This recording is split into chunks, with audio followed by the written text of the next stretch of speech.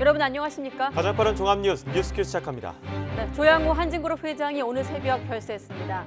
45년 민간항공의 산 증인이지만 가족의 일탈로 비운의 말년을 보냈습니다.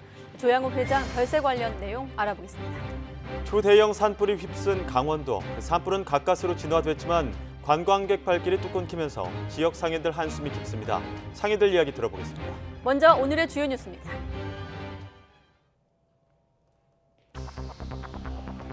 문재인 대통령이 인사청문 보고서 채택이 무산된 박영선, 김현철 장관을 비롯해 신임 장관 5명에게 임명장을 수여했습니다. 야당은 국민을 무시한 불통의 결정판이라며 강력 반발하고 나섰습니다. 조양호 한진그룹 회장이 오늘 새벽 미국에서 향년 70세 일기로 별세했습니다. 폐질환을 앓아오던 조 회장은 최근 주주총회 등의 충격에 건강이 악화된 것으로 알려졌습니다.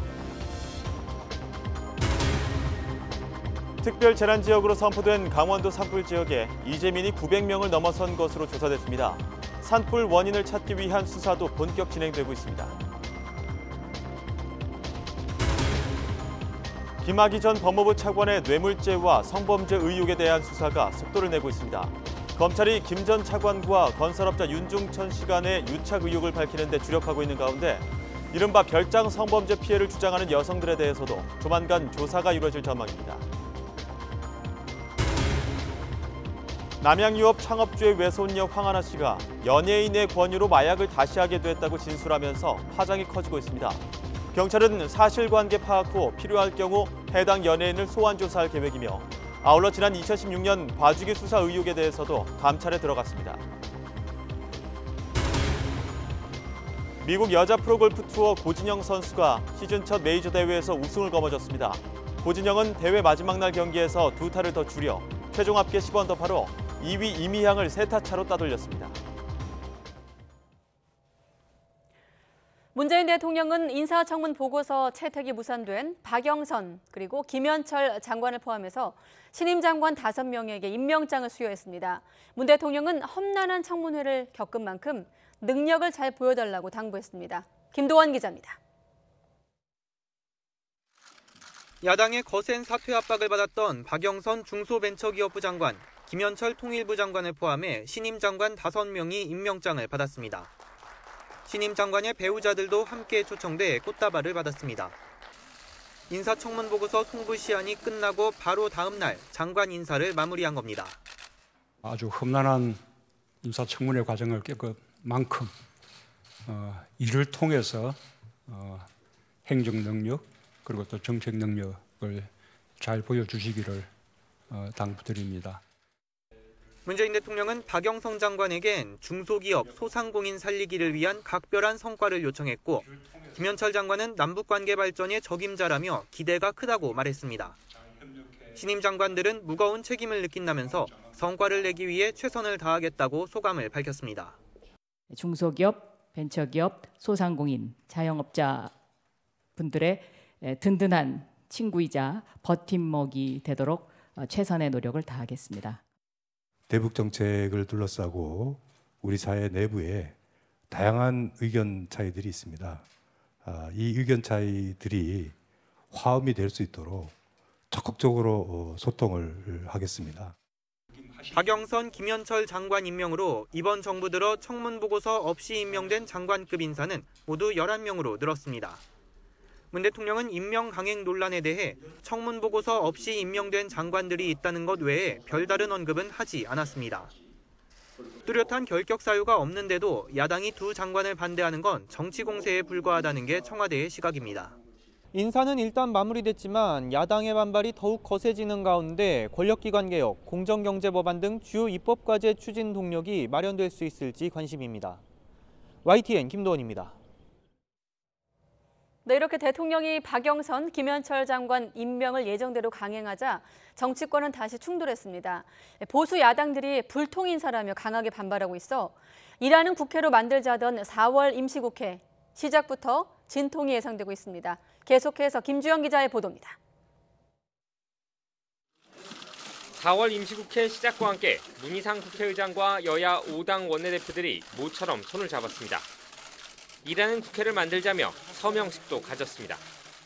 원내대표님들이 전부 힘을 합쳐서 가능한 한 지금 밀려있는 10,000개 이상의 법률이 소위라도 통과할 수 있도록 좀 독려하시는.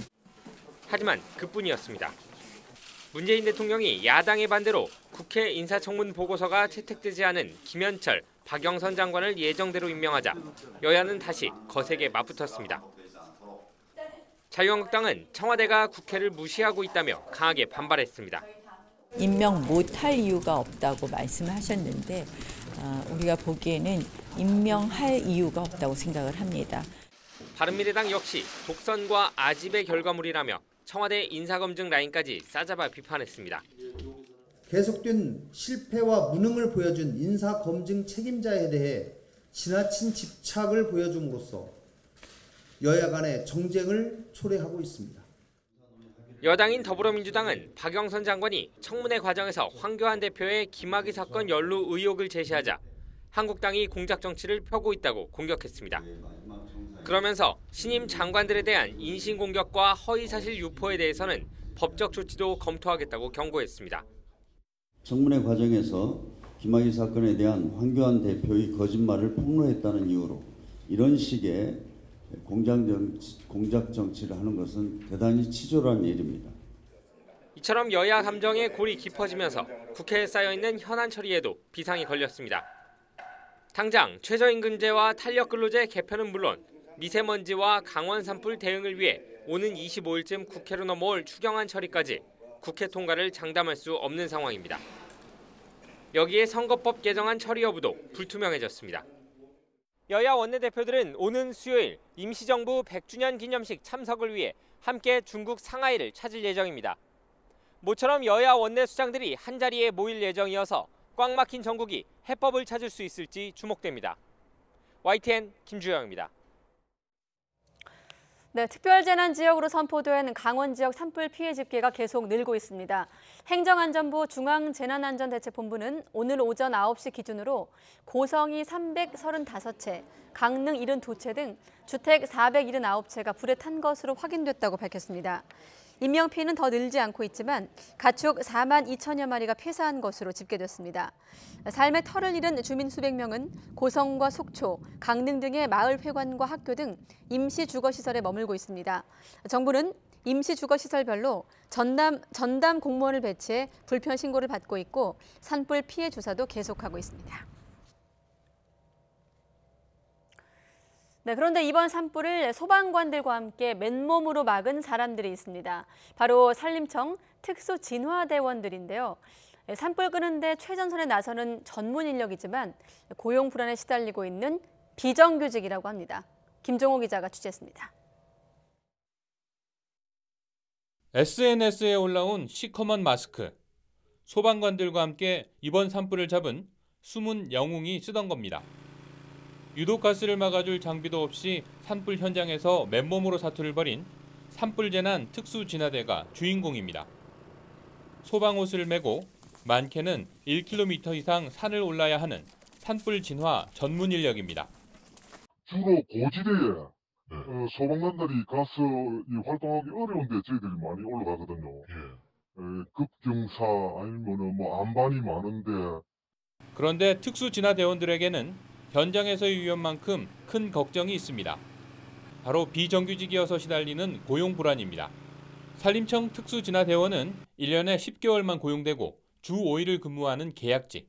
그마저도 매년 체력 검사와 면접을 통과해야 1년 계약이 연장되는 처지입니다. 소방관 출신이었는데 굉장히 좋은데 나이는 만 한 52살인가 그 정도. 한 가지 그 종목만 그 기준을 미달되면은 과락이 되거든요. 윗몸 일으키기. 산림청은 이번 산불을 계기로 현재 330명인 특수진화대 규모를 2배 이상으로 늘리고 장기적으로는 무기계약직으로 전환하는 방안도 추진하겠다고 밝혔습니다. YTN 김종호입니다. 네, 또한 이번 산불을 계기로 소방공무원 국가직 전환을 요청하는 청와대 국민청원에 20만 명이 넘게 동의했습니다. 이에 따라 문재인 대통령의 대선 공약이기도 했던 소방공무원의 국가직 전환 문제가 다시 한번 주목을 받고 있습니다. 지난 5일 청와대 국민청원 게시판에 소방공무원을 국가직으로 전환시켜달라는 청원이 올라온 뒤 사흘 만인 오늘 오후 20만 명이 넘는 국민이 동의해 청와대 답변 기준을 충족했습니다. 군, 경찰 등 국가안보와 국민 안전을 책임지는 공무원들이 국가직으로 운영되는 것과 달리 소방공무원 대부분은 지방직 공무원인 각 시도 소속으로 지방마다 소방공무원들의 처우나 예산, 장비 등의 차이가 난다는 지적이 이어져 왔습니다. 강원 지역의 산불 피해와 관련해 최문순 강원도지사가 국회를 방문해 복구 작업에 나서준 국민의 감사의 뜻을 표하면서 국고 지원을 촉구했습니다. 최 지사는 국회에서 기자회견을 열어 동해안을 휩쓴 산불을 진압하는 데 대한민국 국민이 전 역량을 쏟아주었다면서 진화 활동에 앞장선 산림청과 소방항공진화대원에게 감사하다고 말했습니다. 그러면서 전체 복구 비용이 700억 원 정도 될 것으로 보인다며 그 가운데 70%를 국고로 지원해달라고 부탁했습니다. 이와 함께 동해안 산간 지역에 상주하며 물 3,000리터를 싣고 출동할 수 있는 대형 헬기를 마련할 수 있도록 여야가 힘써달라고 강조하기도 했습니다. 네, 정부가 이번 달 말 국회에 제출할 예정인 추가 경정 예산의 규모가 6조 원 안팎으로 가닥이 잡히고 있습니다. 강원도 산불 피해 지원을 위한 추경은 국회 심의 과정에서 검토될 것으로 보입니다. 오인석 기자입니다. 이번 추경 규모는 6조 원 안팎이 될 것으로 전망됩니다. 일단 친환경차 보급과 노후 경유차 폐차 지원 등 미세먼지 저감 몫으로 2조 원가량이 편성될 것으로 예상됩니다. 또 세계 경제 둔화로 넉 달째 뒷걸음질 치고 있는 수출 회복 지원을 위해 1조 원 안팎의 추경 예산이 투입될 것으로 보입니다. 홍남기 경제부총리는 대외 여건과 수출이 우려스러운 상황이라며 추경 등 경기 보강 대책을 신속히 추진하겠다고 밝혔습니다. 일자리 창출 등 고용 분야에 최대 1조 3천억 원, 실업과 빈곤, 질병 등으로부터 국민을 보호하는 사회 안전망 확충에 1조 원대의 예산도 포함될 것으로 예상됩니다. 정책은 타이밍이 중요한 만큼 글로벌 경기 하강이 국내 경기에 본격적인 영향을 미치기 이전에 정부는 보다 높은 경각심을 갖고 추경 등 국내 경기 보강을 신속하게 추진하고자 합니다. 강원도 산불 피해 지원은 피해 조사와 복구 계획을 구체화하는 데 시간이 걸려 이달 말 국회 제출 추경 예산에 포함되기는 쉽지 않을 전망입니다. 하지만 정부 관계자는 산불 피해 추경은 앞으로 국회 심의 과정에서 포함될 가능성이 있다고 말했습니다. 지난 2000년 강원도 동해안 산불 추경 때 산불 진화용 대형 헬기 도입에 300억 원이 편성된 적이 있습니다. 포항 지진 피해 보상도 검토되고 있습니다. 올해도 추경이 편성되면 지난 2015년부터 5년 연속 문재인 정부 출범 후로는 세 번째입니다. 정부가 쓸 수 있는 여유 재원이 부족해 수조 원대의 적자 국채 발행이 불가피할 것으로 보입니다. YTN 오인성입니다. 네, 이번 산불로 큰 피해를 본 강원도 지역 주민을 돕기 위해서 기부의 손길도 잇따르고 있는 가운데 스포츠 스타들도 발을 벗고 나섰습니다. 사단법인 한국프로야구 선수협회는 오늘 강원도에 2천만 원을 내놨고 이승엽 전 선수와 황재균 선수는 재난재해 구호단체 각각 1,000만 원을 기부했습니다. 미국 메이저리그 피츠버그 강정호 선수는 구호단체 측에 3천만 원, 소방복지재단에 1,000만 원을 각각 기부했으며 미국 여자 프로골프 LPGA 투어 신인왕 후보 이정은 선수도 구호단체에 3천만 원을 기부했습니다. 자유한국당 황교안 대표는 산불이 국가적 재난임을 감안해서 당 안팎에서 언행에 주의해야 한다고 당부했습니다. 황 대표는 오늘 최고위원회의에서 국민께 불필요하고 해선 안 되는 상처를 안겨드리는 일이 없도록 해야 한다면서 이같이 말했습니다. 이는 산불 당일 나경원 원내대표의 정의용 안보실장 이석 반대 논란과 김문수 전 경기지사의 산불 정부 발언 파문을 에둘러 비판한 것으로 해석됩니다.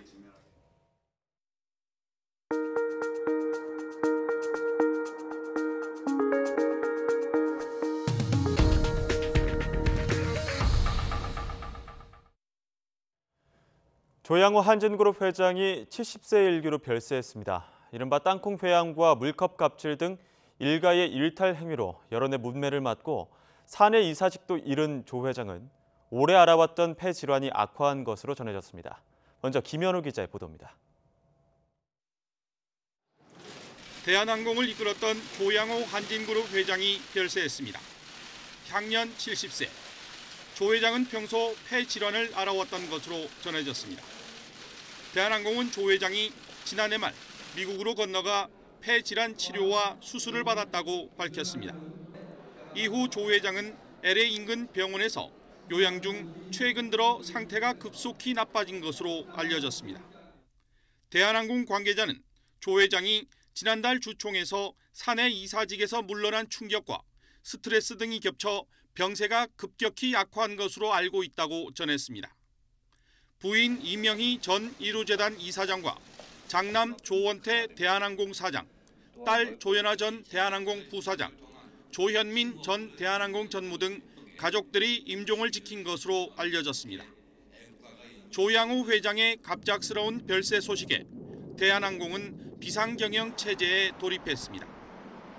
이른바 두 딸의 땅콩 회항과 물컵 갑질, 그리고 총수 일가의 밀수 논란까지 수십 년에 걸쳐 국내 항공 산업을 이끌어온 조양호 회장은 가족들의 갑질 논란에 이은 검찰 수사라는 부담을 안은 채 이국 땅에서 안타깝게 생을 마감했습니다. YTN 김현우입니다. 한진그룹은 조 회장의 별세 소식에 충격에 빠진 모습입니다. 갑질 논란 등으로 총수 일가의 경영 퇴진을 주장해온 일부 직원들은 애도를 표하면서도 한편으로는 경영권 변화의 목소리도 전했습니다. 이어서 이하린 기자의 보도입니다. 대한항공 서울 서소문 사옥 빌딩. 조양호 회장의 갑작스러운 사망 소식에 대한항공은 하루 종일 충격에 빠졌습니다. 조 회장이 건강상의 이유로 미국 LA에 머물고 있다는 건 알려졌지만 심각한 질환이 있다는 사실은 전해지지 않았던 상태여서 충격은 더했습니다. 대한상공회의소 등 경제단체들은 조 회장 별세에 일제히 애도를 표하면서 경제발전과 평창올림픽 등 국가적 공로가 많다며 사회적 큰 손실이라고 밝혔습니다. 이른바 갑질과 관련해 항공업계 오너 일가의 퇴진을 요구해온 일부 직원들의 단체 대화방에는 고인의 명복을 빈다는 글이 올라오기도 했습니다. 동시에 조 회장의 빈자리는 외부 전문 경영인으로 채워졌으면 한다는 등의 경영권 변화를 요구하는 목소리도 여전했습니다. 실제로 한진그룹의 지주사인 한진칼의 주가는 20%가량 올라 지배구조 변화에 대한 기대감이 반영된 것으로 풀이됩니다. 대한항공은 미국에서 조 회장 시신 운구에 대한 절차를 진행 중인 가운데 나흘에서 일주일가량 걸릴 것으로 전망했습니다. 조 회장의 국내 운구가 마무리되면 장례 절차와 앞으로 그룹 경영 등 주요 현안에 대한 내부 논의가 본격적으로 진행될 것으로 보입니다. 한진그룹은 조양호 회장의 갑작스러운 별세에 비상근무 체제에 돌입했으며 그룹 사장단 회의에서 주요 의사결정을 진행해 항공안전과 회사 운영에 차질이 없도록 만전을 기하겠다고 강조했습니다. YTN 이하린입니다. 고 조양호 회장은 국제항공업계의 거물로 활동해왔고 평창 동계올림픽 유치에 큰 기여를 했다는 평가를 받습니다. 하지만 최근까지 일가의 갑질 행위로 여론의 지탄을 받기도 했죠. 조양호 회장은 누구인지 박병한 기자가 보도합니다. 조양호 회장은 지난 1949년 3월 인천에서 한진그룹 창업주인 고 조중훈 회장의 장남으로 태어났습니다. 인하대를 졸업하고 1974년 한진그룹에서 직장 생활을 시작해 1992년 대한항공 사장, 1999년 대한항공 대표이사 회장에 올랐습니다. 2002년 부친이 타계한 후 2003년부터 한진그룹 회장직을 맡아왔습니다. 창업주 타계 후 한진그룹은 네 형제 사이에 계열 분리가 이루어져 장남인 조양호 회장이 대한항공을 맡고 차남이 한진중공업, 삼남이 한진해운, 사남이 메리츠 금융을 각각 맡아 경영해 왔습니다. 조양호 회장은 말년에 가족들로 인한 문제가 끊이지 않았는데 지난 2014년 장녀인 조연아 씨의 땅콩 회항 사건으로 대국민 사과 성명을 발표하기도 했습니다. 대한항공의 회장으로서 또한 조연아의 애비로서 국민 여러분의 너그러운 용서를 다시 한번 바랍니다. 지난해에는 차녀인 조현민 씨의 물컵 갑질, 또 부인의 가사 도우미 학대 등의 논란이 이어졌습니다. 성실껏 수사해가겠습니다. 앞으로 회장직을 계속 유지하실 겁니까? 결국 조 회장 본인도 배임과 횡령 등의 혐의로 재판에 넘겨졌고, 이로 인해 지난달 대한항공 주총에서 대표이사 연임에 실패하면서 충격을 받은 것으로 보입니다. 조 회장은 국제항공운송협회 아이아타 등 국제항공업계에서 주목할 만한 역할을 해왔고 2018년 평창 동계올림픽 유치에 기여하기도 했습니다. 특히 올해 대한항공 창사 50주년을 맞아 항공업계 최대 행사인 아이아타 국제항공운송협회 총회를 서울에 유치했지만 행사 개최 2개월을 앞두고 생을 마감하는 비운을 맞았습니다. YTN 박병환입니다. 조양호 한진그룹 회장이 별세하면서 진행 중이던 법원 재판과 검찰 수사가 중단될 것으로 보입니다. 서울 남부지방법원은 조 회장의 횡령 배임 혐의 재판과 관련해 재판장이 공소 기각 결정을 내릴 방침이라고 밝혔습니다. 앞서 조 회장은 항공기 장비와 기내 면세품 등을 사면서 업체를 끼워 넣어 중개 수수료를 챙기는 등 270억 원대의 횡령과 배임 혐의로 기소됐습니다. 재판부는 계열사 대표이사 등 조 회장을 제외한 공범들에 대한 재판만 진행할 예정입니다. 국세청의 고발로 조 회장의 세금 누락 혐의를 수사하던 검찰도 공소권 없음 처분을 내릴 것으로 보입니다. 조양호 한진그룹 회장 별세와 관련해 외신들도 오늘 일제히 서울발로 관련 소식을 비중 있게 보도하며 그룹의 향후 행보에 주목했습니다. 블룸버그 통신은 대한항공 가문 가장의 별세로 그룹의 미래에 초점이 쏠린다는 제목의 기사에서 대한항공을 아시아 최대 항공사 가운데 하나로 성장시킨 조 회장이 70세를 일기로 별세했다고 전했습니다. AFP 통신은 조 회장 가족을 둘러싼 스캔들이 눈덩이처럼 불어나는 가운데 조 회장이 대한항공 사내이사 연임에 실패한 지 2주도 채 안 돼 별세 소식이 전해졌다고 썼습니다. 외신들은 조 회장이 경영권을 승계한 뒤 20년 만에 대한항공이 44개국 124개 도시를 잇는 세계 톱클래스 항공사 가운데 하나로 자리매김했다면서 그의 경영 리더십을 평가했습니다. 마약 투약 혐의로 구속된 남양유업 창업주의 외손녀 황하나 씨가 연예인의 권유로 마약을 다시 하게 됐다고 주장해 파문이 커지고 있습니다.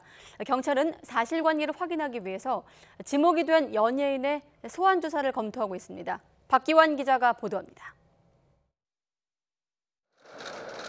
황하나 씨는 구속영장 실질 심사 때 마약을 끊었다가 다시 하게 된 계기를 자세히 설명한 것으로 알려졌습니다. 연예인 A씨가 권유했고 마약도 직접 건네줘 투약하기 시작했다는 겁니다. 연예인의 실명이 거론되면서 경찰은 정확한 사실관계 파악에 나섰습니다. 하지만 아직 황 씨의 진술 내용을 공개하기는 어렵다는 입장입니다. 일방적인 진술인데다 황 씨의 책임 떠넘기기일 가능성도 있어서 확인 작업이 우선이라는 겁니다. 그런 만큼 A씨의 소환 조사는 불가피한 상황입니다. 단정적으로 얘기할 수가 없고 뭐 그런 진술이 있다고 해서 저희들 확인하고 있습니다. 지금. 경찰은 두 곳으로 나눠 황 씨 의혹을 수사하고 있습니다. 먼저 경기 남부지방경찰청은 지난 2015년 무혐의 처분을 받았던 황 씨의 마약 투약과 공급 혐의, 그리고 지난해 추가 투약 혐의를 받습니다. 서울지방경찰청은 2015년 무혐의 처분을 받게 된 배경에 경찰과의 유착이 있었는지를 담당합니다. 이런 가운데 경찰에 구속된 황하나 씨가 연예인의 이름을 언급하면서 관련 수사가 어느 선까지 확대될지 관심을 끌고 있습니다. YTN 박기환입니다. 액상 대마를 구매해 피운 혐의로 구속된 SK그룹 창업주의 손자가 내일 검찰로 넘겨집니다. 인천지방경찰청 마약수사대는 마약류 관리법 위반 혐의를 받는 31살 최 모 씨에 대해 기소 의견을 달아 검찰로 송치한다고 밝혔습니다. 최 씨는 지난해부터 최근까지 지인 등으로부터 모두 18차례에 걸쳐 액상 대마를 구매해서 피운 혐의를 받고 있습니다. 경찰은 최 씨가 함께 대마를 피웠다고 진술한 현대가 3세 정 모 씨의 경우 외국에 머물고 있는 만큼 귀국하는 대로 소환할 계획입니다. 경찰이 클럽 버닝썬 사건 이후 마약류 등 약물 이용 범죄를 집중 단속해 990여 명을 검거했습니다. 민감용 경찰청장은 서면 답변서를 통해 지난 2월에 집중 단속에 들어가 5주간 모두 994명을 붙잡아 그 가운데 368명을 구속했다고 밝혔습니다. 마약을 투약하거나 유통한 사범이 972명으로 가장 많았고 약물 이용이 의심되는 성범죄나 불법 촬영물 유포 사범도 22명에 달했습니다. 김학의 전 법무부 차관에 대한 검찰 수사가 시작되기 직전 김 전 차관이 한밤중 해외 출국을 시도하려다 막혔었죠. 그런데 출국 금지 과정을 놓고 과거사 진상조사단과 대검찰청 사이에 진실 공방이 벌어졌습니다. 어찌된 일인지 양희력 기자가 보도합니다. 지난달 22일 밤 김학의 전 법무부 차관은 태국행 비행기 표를 끊었습니다. 하지만 비행기에 몸을 싣기 직전 긴급 출국 금지가 내려져 발길을 돌려야 했습니다. 검찰 수사가 임박해오던 때라 만약 김 전 차관이 그대로 해외로 떠났다면 수사 차질이 불가피한 상황이었습니다. 그런데 출국 금지가 내려지기까지 과정을 놓고 진실 공방이 이어지고 있습니다. 김 전 차관이 출국을 시도하기 사흘 전 이미 조사단이 출국 금지를 요청했는데 대검찰청이 이를 뭉갰다는 의혹이 제기된 겁니다. 이에 대해 대검찰청이 출국 금지가 필요하다는 의견을 조사단이 전달했다가 자진 처리했다고 해명했지만 이번에는 진상조사단의 실무를 관리하는 검찰 과거사위원회 위원이 나서 대검 입장을 재반박했습니다. 조사단은 출국 금지 요청과 관련해 어떤 식으로 공문을 보낼지 대검 측에 문의했을 뿐인데 대검에서 김 전 차관 사건과 관련해 무혐의 처분이 내려져 있고 아직 진상조사 결과나 수사 공고도 없다는 점을 고려사항으로 내세웠다는 겁니다. 유독 이 사건에 대해서는 불개의 원칙을 깨고 이런 입장을 보냈다는 것은 매우 강력한 반대 입장을 표명한 것으로 볼 수 있습니다. 김 의원의 주장에 대검은 출국 금지가 필요한 이유를 문서로 정리해달라고 했는데 주지 않아 관련 쟁점을 전달했을 뿐이라고 해명했습니다. 이런 가운데 자유한국당 곽상도 의원은 대검을 직접 찾아 진상조사단에 대한 감찰을 요구했습니다. 담당 검사가 청와대 선임 행정관하고 같은 법무법인에서 근무했고 여러 가지 인연들이 있기 때문에 이게 정치적인 의도에서 진행된 게 아니겠느냐 이런 생각을 갖고 있습니다. 이에 대해 진상조사단은 곽 의원의 요구를 대검이 받아들이면 외압이나 다름없다며 조사단의 독립성 훼손을 우려하고 있습니다. YTN 양희력입니다. 김학의 전 법무부 차관 사건을 재수사하는 검찰 수사단이 윤중천 씨의 주변 인물부터 소환 조사에 나섰습니다. 김학의 사건 수사단은 최근 과거 경찰 수사 기록에 등장했던 52살 김모 씨 등 윤 씨의 주변 인물들을 참고인으로 불러 조사했습니다. 앞서 수사단은 지난 4일 김 전 차관과 윤 씨의 자택 그리고 사무실과 원주 별장 등 10여 곳을 압수수색하며 김 전 차관의 뇌물 혐의부터 본격 수사하고 있습니다. 수사단은 이번 주 경찰청 디지털 포렌식 센터 압수수색을 이어가면서 윤 씨를 비롯한 핵심 인물에 대해서도 소환 조사에 나설 방침입니다. 오늘 낮 12시 20분쯤 경기 파주시 상지 석동에 있는 조명기구 제조 공장에서 불이 나 1시간여 만에 꺼졌습니다. 이 불로 다친 사람은 없는 것으로 파악됐습니다. 하지만 공장 3동이 불에 탔고 시꺼먼 연기가 높이 솟구치면서 100건 넘는 신고가 접수됐습니다. 경찰과 소방당국은 정확한 피해 규모와 화재 원인을 조사하고 있습니다.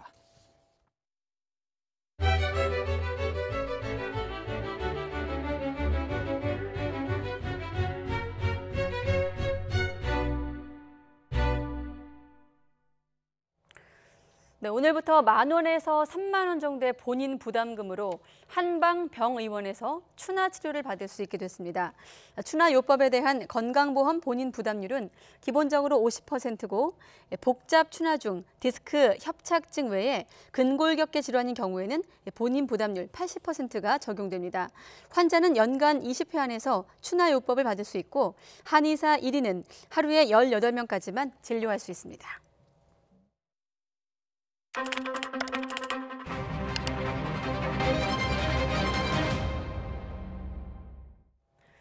네, 이렇게 오늘부터 이 추나요법도 건강보험 적용을 받게 됐습니다. 뉴스 TMI 오늘은 추나요법에 관해서 알아보도록 하겠습니다.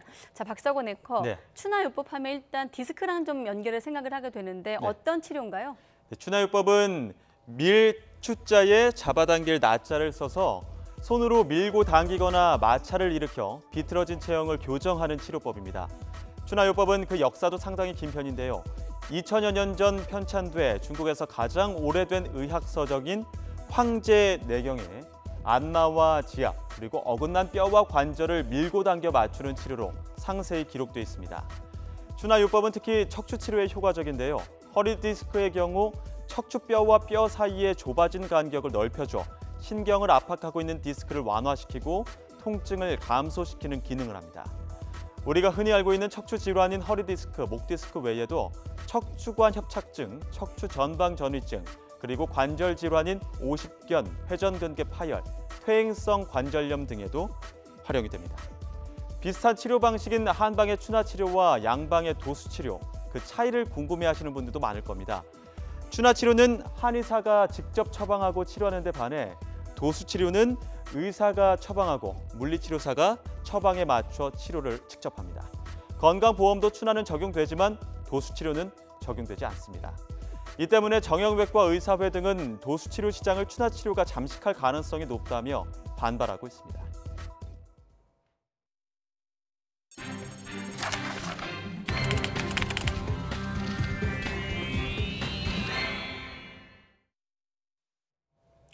지난해 퇴직연금 적립 규모가 190조 원에 달할 정도로 성장했지만 수익률은 연 1%가량에 불과한 것으로 나타났습니다. 금융감독원의 2018년도 퇴직연금 적립과 운용 현황을 보면 지난해 말 기준으로 퇴직연금 적립금 규모는 190조 원으로 전년보다 12.8% 증가했습니다. 총 비용을 뺀 지난해 연간 수익률은 1.01%로 지난해 말 정기예금 금리인 연 1.99%의 절반 정도였고 지난해 소비자 물가 상승률이 1.5%였던 점을 고려하면 실제 수익률은 마이너스로 분석이 됐습니다. 실업자의 구직 활동을 지원하기 위해서 주는 구직급여 지급 총액이 2달 만에 최대치를 경신했습니다. 고용노동부에 따르면 지난달 구직급여 지급 총액은 지난해 같은 기간보다 23%, 1,202억 원 늘어난 6,397억 원으로 집계됐습니다. 이는 역대 최대치였던 지난 1월에 6,256억 원보다 141억 원 많은 겁니다. 구직급여를 받은 사람은 50만 6천 명으로 지난해 같은 기간보다 5만 명이 증가했습니다. 고용노동부는 구직급여를 신청할 수 있는 고용보험 가입자 수가 증가하고 최저임금 인상으로 구직급여 상하한액이 올라서 구직급여 지급액도 증가하고 있다고 설명했습니다. 액화 천연가스인 LNG 수입 가격이 세계 공급 과잉 덕분에 3년 만에 가장 낮은 수준까지 떨어진 것으로 나타났습니다. 에너지경제연구원은 액화 천연가스의 열량 단위당 가격이 4.429달러를 기록해 지난해 9월 당시 12달러에 비해 반년 만에 3분의 1 수준으로 떨어졌다고 밝혔습니다. 우리나라는 세계에서 LNG를 세 번째로 많이 수입하는 국가로 최근 수입 가격 하락으로 국내 발전 연료 단가가 떨어지면서 에너지 요금 안정에도 도움이 될 것이라는 기대가 나옵니다. 문재인 대통령이 오늘 세계 최초 5G 상용화 기념식에 참석했습니다. 대한민국의 대전환이 이제 막 시작됐다면서 5G 시대의 세계 표준을 만들기 위한 도전을 멈추지 말자고 강조했는데요. 직접 들어보시죠. 기존 4G보다 속도는 20배, 연결할 수 있는 기기는 10배 늘어나고 지연 속도는 10분의 1로 줄어든 넓고 체증 없는 통신 고속도로가 바로 5G입니다. 모든 산업의 디지털 혁신도 가속화 될 것입니다. 지금까지 불가능했던 혁신적인 융합 서비스로 자율주행차, 스마트 공장, 스마트 시티 등 4차 산업혁명 시대의 대표 산업들이 본격적으로 발전하게 될 것입니다. 우리 정부는 국가 차원의 5G 전략을 추진하여 세계 최고의 5G 생태계를 조성하려 합니다. 2026년 세계 시장의 15%를 점유하고 양질의 일자리 60만 개 창출, 730억 불 수출을 달성하겠다는 목표를 세웠습니다. 대한민국의 대전환이 이제 막 시작되었습니다. 이제는 세계적인 혁신을 이끌려고 합니다. 5G 시대는 우리가 생각하고 만들면 그것이 세계의 표준이 되는 시대입니다. 세계 최고를 향한 도전을 결코 멈추지 맙시다.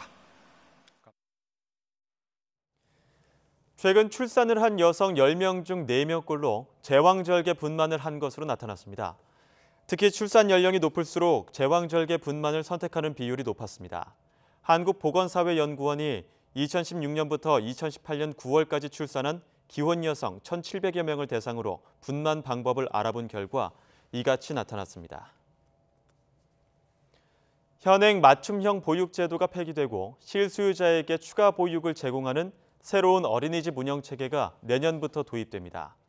보건복지부의 개정안은 어린이집에 다니는 모든 아이에게 7시간에서 8시간의 기본 보육 시간을 보장하되 그 이후에도 돌봄이 필요한 아이들에게는 4시간에서 5시간의 연장 보육 시간을 제공해 저녁 7시 반까지 오후반을, 밤 10시까지 야간반을 운영하는 것을 주요 내용으로 하고 있습니다.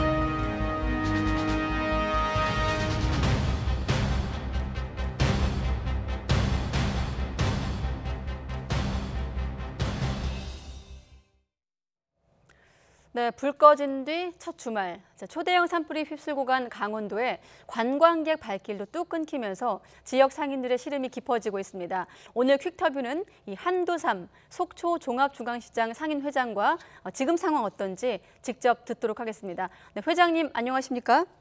예, 안녕하십니까. 속초 종합중앙시장 상인회장 한두삼입니다. 네. 오늘이 월요일이고요. 바로 단도직입적으로 묻겠습니다. 발생하고 산불 일어나고 첫 주말 지나셨는데 평소 주말 대비해서 손님이 얼마나 줄었습니까?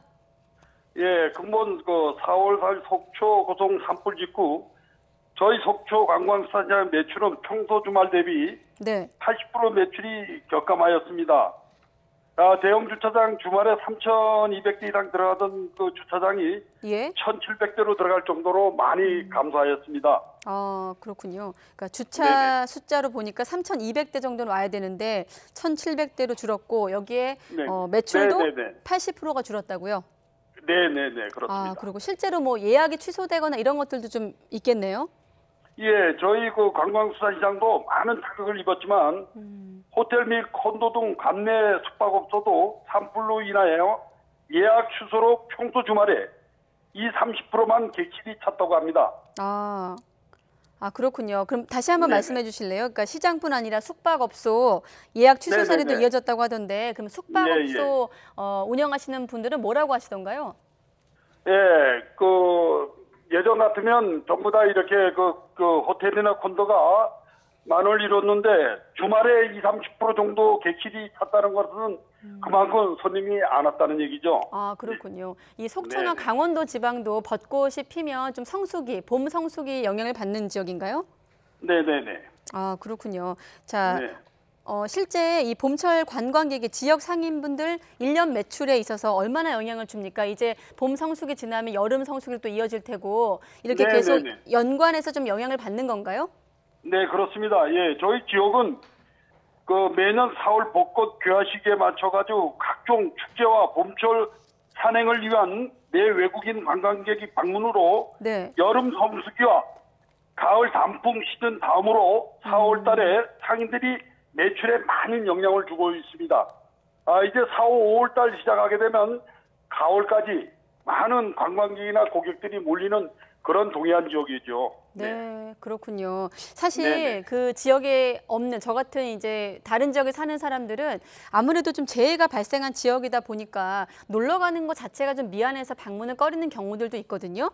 네네네. 어떻게 생각하세요? 오히려 좀 이럴 때일수록 뭐 가드리는 게 좀 지역민들을 도와드리는 건가요? 아니면 좀 재해라서 눈치를 보는 게 맞는 건가요? 어떻게 생각하세요? 아유, 아닙니다. 이번 그 산불로 속초와 그 고성을 찾는 관광객들이 예. 급속히 주로 화마로 인한 피해와 더불어 지역 상경기까지 급속히 축되고 있습니다. 현재 속초와 고성의 관광시설이나 각종 영업장은 아무런 문제가 없고 네. 정상적인 영업을 하고 있습니다. 많은 국민 여러분께서 속초와 고성을 더 많이 찾아주셔서 화마로 씨름하시는 분들에게 유례의 마음을 전하고 지역 상경기를 활성화하는 데 힘이 되어주기를 부탁 좀 드리겠습니다. 회장님 혹시 상인 여러분들 중에 이 매출은 별도로 하고 혹시 뭐 집이라든지 어떤 주택이라든지 좀 피해를 입으신 분들도 계신가요? 많습니다. 예, 우리 전통시장에서도 예. 고성 쪽에 또 와서 이렇게 장사하신 분들이 대여섯 분이 지금 완전히 전소되는 그런 아주 어려움을 겪고 있습니다. 지금. 그럼 그분들은 삶의 터전도 피해를 입으신 거고 또 당장 생활이 좀 연관돼 있는 본업에도 영향을 받는 거군요. 매출액에 따라서. 그렇습니다. 예, 맞습니다. 알겠습니다. 네. 그럼 끝으로 지금 방송 보시면서 강원도 지역에 좀 가볼까 말까 고민했던 분들을 위해서 끝으로 한 말씀 좀 해주시죠.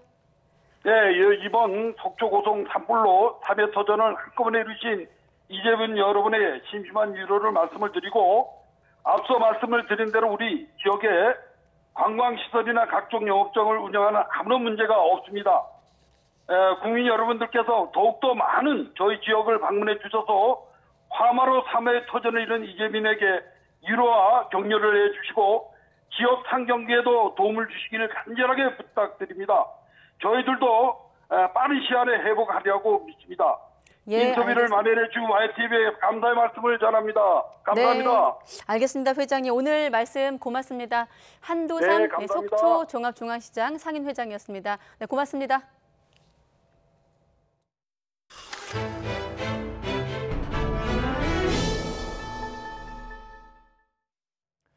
육군과 공군의 참모총장을 비롯한 대장급 군 장성 인사가 단행됐습니다.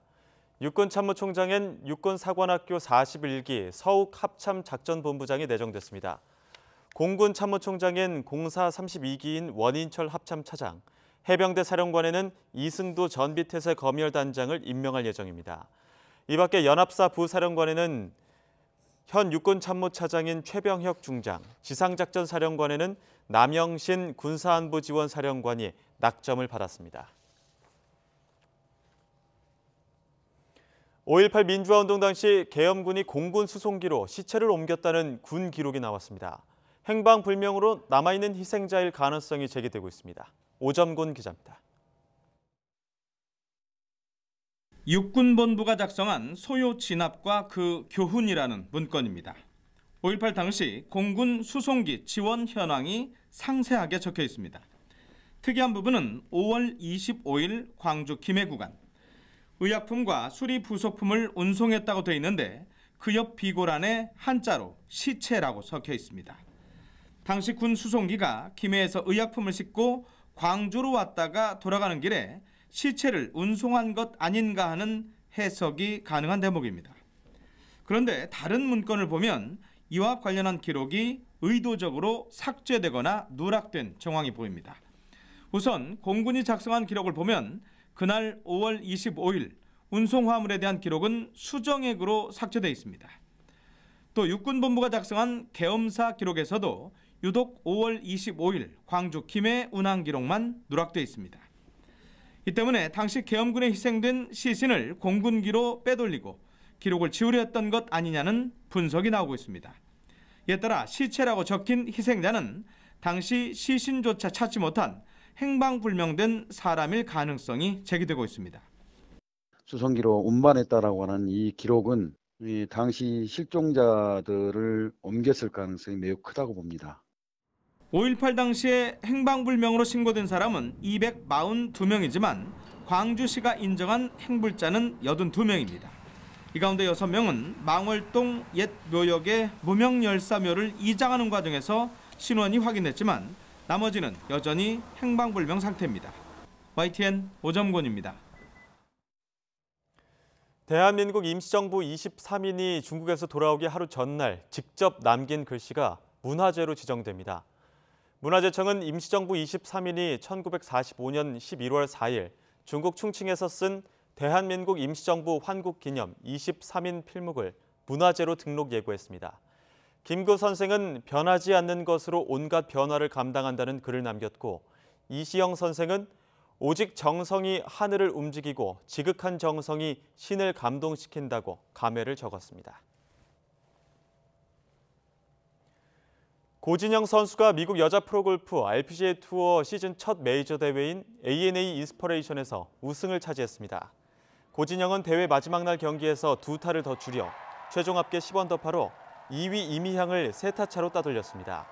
올 시즌 2승째를 올린 고진영은 자신의 LPGA 4번째 우승을 생애 첫 메이저 우승으로 장식했습니다. 김인경이 공동 4위, 이정은과 김효주가 공동 6위에 오르는 등 우리나라 선수 5명이 10위권에 이름을 올렸습니다. 우리 선수들은 올 시즌 LPGA 8개 대회에서 5승을 합작하는 강세를 이어갔습니다. 미국 프로골프 PGA 투어 3번째 우승에 도전한 김시우 선수가 텍사스 오픈에서 아쉽게 공동 4위로 대회를 마쳤습니다. 4흘 연속 선두 자리를 지켰던 김시우는 마지막 날 더블 보기 1개와 보기 2개를 범하는 등 주춤하며 2분파에 그쳐 최종 합계 15언더파를 기록했습니다.